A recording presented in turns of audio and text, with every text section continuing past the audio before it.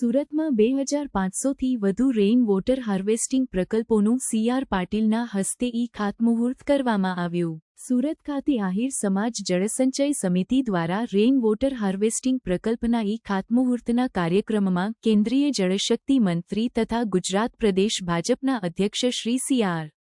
પાટીલના હસ્તે 2500મી વધુ rain water harvesting પ્રકલ્પોનું ખાતમુહૂર્ત કરવામાં આવ્યું.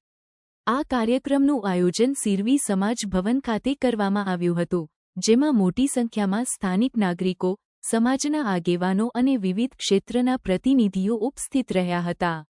આ પહેલનો મુખ્ય ઉદ્દેશ્ય વરસાદી પાણીના સંગ્રહ દ્વારા ભૂગર્ભ જળસ્તર વધારવો અને પાણીના સદુપયોગને પ્રોત્સાહન આપવાનો છે.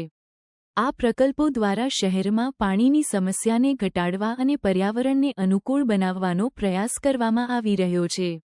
કેન્દ્રીય મંત્રી સી.આર. પાટીલે ભાર મૂક્યો કે જળસંચય અને જનભાગીદારીના આ અભિયાન દ્વારા ગુજરાત દેશ માટે જળસંચય જનભાગીદારીનું રોલ મોડલ બનશે. તેમણે જણાવ્યું કે આ પ્રકારની પહેલો અન્ય રાજ્યો માટે પણ પ્રેરણારૂપ બની શકે છે. આ કાર્યક્રમમાં વિવિધ સમાજના આગેવાનોએ પણ પોતાના વિચારો વ્યક્ત કર્યા અને એમ્ફસાઇઝ કર્યું કે જળસંચય દ્વારા ભવિષ્યની પેઢીઓને પાણીની સુવિધા સુનિશ્ચિત કરી શકાય છે. તેમણે જણાવ્યું કે આ પ્રકારની પહેલો દ્વારા સમાજમાં જળસંચયની જાગૃતિ વધારવી જરૂરી છે.